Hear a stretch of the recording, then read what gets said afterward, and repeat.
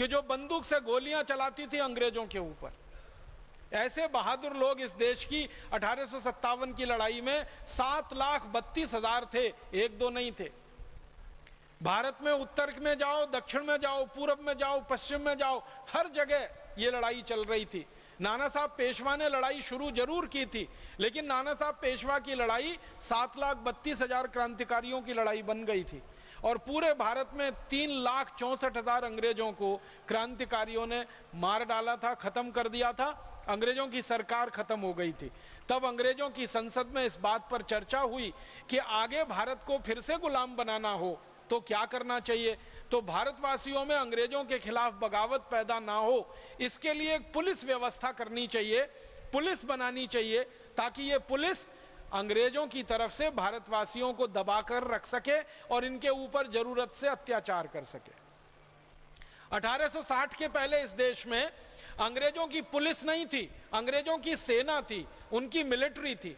1860 के बाद उन्होंने सेना के साथ पुलिस की भी स्थापना कर ली और इसके लिए पुलिस एक्ट बना और इसमें अंग्रेजों ने कानून बना दिया कि जो भी पुलिस अधिकारी होगा वो भारतवासियों पर कितना भी अत्याचार कर सकेगा, लाठियों से मारेगा, लाठियों से पीटेगा और अगर कोई भारतवासी उसमें मर भी जाए तो अंग्रेज अधिकारी को कोई दोष नहीं लगेगा, उसको कोई दंड नहीं होगा। ऐसी व्यवस्था की थी।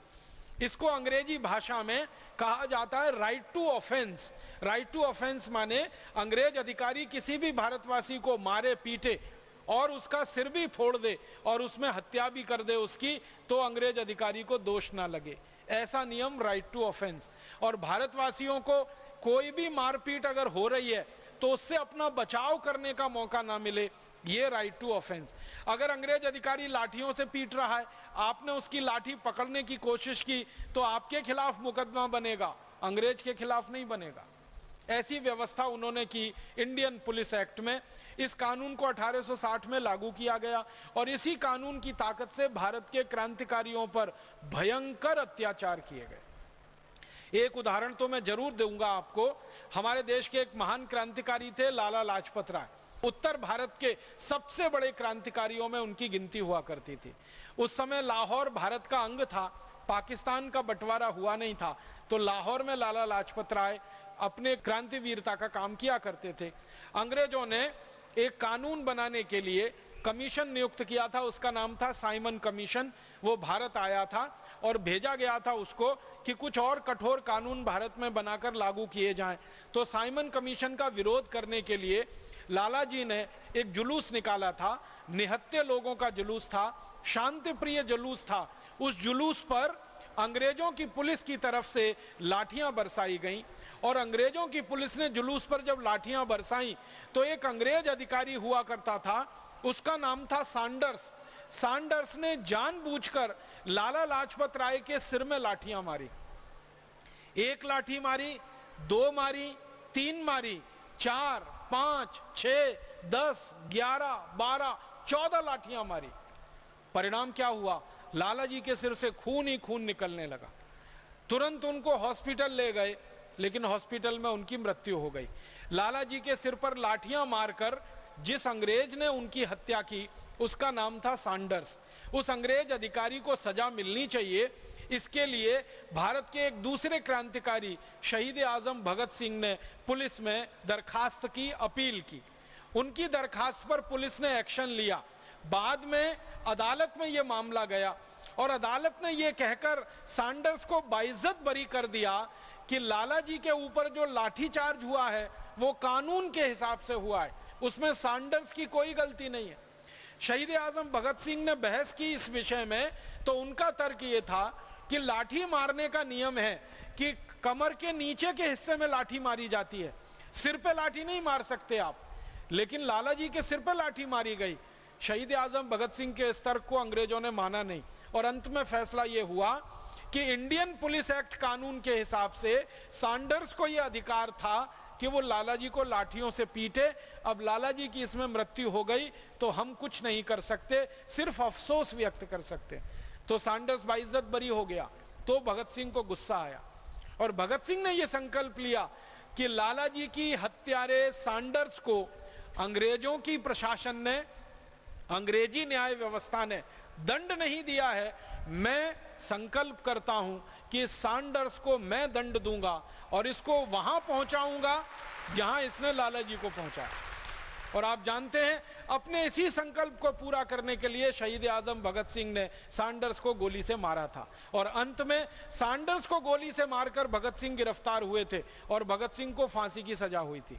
जब भगत सिंह को फांसी की सजा हुई, उसके काफी दिन पहले वो लाहौर की जेल में बंद हुए थे और उनसे बहुत लोग मिलने जाते थे। अमृतसर के एक पत्रकार महोदय उनसे कभी मिलने गए। भगत सिंह को पूछा कि आपके दिल की इच्छा क्या है? भगत सिंह ने कहा कि मैं तो फांसी चढ़ रहा हूं, देश के लिए शहीद हो रहा हूं, लेकिन मेरे जाने के बाद मैं भारत के नौजवानों से एक ही अपील करना चाहता हूं, वो ये कि जिस अंग्रेजी कानून के चलते लाला लाजपत राय की हत्या की गई थी, उस इंडियन पुलिस एक्ट कानून को भारत के नागरिक और नौजवान आजादी की लड़ाई के समाप्त होने से पहले खत्म करा देंगे। ये मेरे दिल की इच्छा है, ये मेरी भावना है।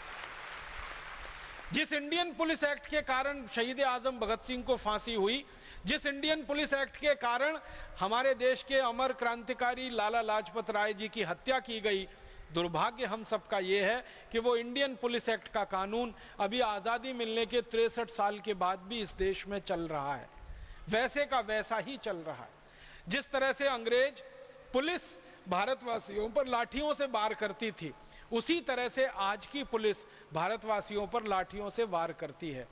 आपने अक्सर टीवी में समाचार सुना होगा, कई बार अखबारों में पढ़ा होगा, पुलिस ने लाठी चार्ज किया। ऐसे ही लाठी चार्ज होता है जैसे अंग्रेजों के जमाने में होता था। कभी किसानों के ऊपर होता है, कभी मजदूरों के ऊपर होता है, कभी कारीगरों के ऊपर होता है। कभी कभी तो अफसोस है इस बात का कि अंधे लोगों पर पुलिस का लाठी चार्ज होता है, लूले लंगड़े लोगों पर पुलिस का लाठी चार्ज होता है, शरीर से विकलांग लोगों के ऊपर पुलिस का लाठी चार्ज होता है। कई बार मैंने टेलीविजन पर मेरी आंखों से देखा है कि किसान पानी के लिए कोई अपना जुलूस कर रहे हैं, धरना कर रहे हैं, प्रदर्शन कर रहे हैं, पानी मांगने वाले किसानों के ऊपर गोलियां चलाई जाती हैं और किसान उसमें मारे जाते हैं। अपनी जमीन को बचाने वाले किसानों के ऊपर गोलियां चलाई जाती हैं, किसान उसमें मारे जाते हैं। पीने का पानी मांगना कोई जुर्म है क्या? अपने खेतों के लिए पानी की व्यवस्था की मांग करना कोई जुर्म है क्या? कोई अपराध है क्या, जिसके लिए पुलिस इतनी बड़ी सजा देती है कि किसानों को गोलियों से मार देती है, लाठियां मार मार के उनको लूलुहान कर देती है? अभी थोड़े दिन पहले हमने देखा दिल्ली में गन्ने का भाव किसानों को उचित मिलना चाहिए, क्योंकि चीनी का भाव बहुत बढ़ गया है, तो गन्ने का भाव बढ़ना चाहिए। चीनी अभी 40 रुपए किलो बिक रही है, 13 रुपए किलो की चीनी 40 रुपए किलो हो गई। तो किसानों ने कहा कि हमारा 125 रुपए क्विंटल का गन्ना 280 रुपए क्विंटल खरीदा जाना चाहिए। इसके लिए दिल्ली में एक धरना हुआ, प्रदर्शन हुआ। पुलिस ने लाठियां मार मार के किसानों की कमर तोड़ दी, उनके हाथ पैर तोड़ दिए। पता नहीं कितने किसानों को हड्डियां टूटी हैं, कितनों को प्लास्टर चढ़े। ऐसा हमेशा होता रहता है। कारण क्या है? पुलिस के पास वही हथियार है जो अंग्रेजों की पुलिस के पास था, और उस हथियार का नाम है इंडियन पुलिस एक्ट। उसी के आधार पर पुलिस आज भी अत्याचार करती है और निर्दोष नागरिकों को मारती है, पीटती है, उनको लहूलुहान करती है। बंगाल में एक छोटा सा गांव है नंदीग्राम। नंदीग्राम की कहानी आप सबको मालूम है। जबरदस्ती किसानों से जमीन छीनकर विदेशी कंपनियों को बेचने वाली वहां की सरकार के खिलाफ किसानों ने एक मोर्चा खोला था। बंगाल की पुलिस ने इतनी गोलियां चलाई थी कि 20 किसान नंदीग्राम में एक दिन में मार डाले उन्होंने। और जिन किसानों की पत्नियों, बहनों और बेटियों ने उस आंदोलन में भाग लिया अपनी जमीन बचाने के लिए, बंगाल की पुलिस ने उनके ऊपर इतनी बर्बरता ढाई कि माताओं, बहनों, बेटियों से बलात्कार किए उन्होंने। नंदीग्राम की रिपोर्ट सारे देश को शर्म से डुबो देने के लिए काफी है। हमारे देश में आजादी के 63 साल के बाद भी हमारी पुलिस वैसे ही अत्याचार करे मां, बहन, बेटियों पर जैसे कभी अंग्रेजों की पुलिस किया करती थी, तो हम कैसे कहें कि हमारा देश स्वतंत्र हो गया है? कैसे कहें कि हम स्वाधीन हो गए? मुझे तो बहुत दिल में इस बात के लिए क्रोध आता है कि शहीद आजम भगत सिंह को हम कौन सी श्रद्धांजलि अर्पित करें, लाला लाजपत राय को हम कौन से श्रद्धा सुमन अर्पित करें। उनको हम ये कहें कि लाला लाजपत राय जी, आपकी हत्या जिस अंग्रेजी कानून के चलते हुई थी, आजादी के 63 साल के बाद भी उस कानून को हम बदल नहीं पाए। शहीद आजम भगत सिंह को हम ये कहें कि जिस कानून के चलते आपने फांसी का फंदा चूमा था, अपनी पूरी भरी जवानी को देश पर लुटा दिया था, उस अंग्रेजी कानून के खिलाफ अभी तक हम कोई सफल लड़ाई नहीं लड़ पाए, उस अंग्रेजी कानून को हम खत्म नहीं करा पाए, समाप्त नहीं करा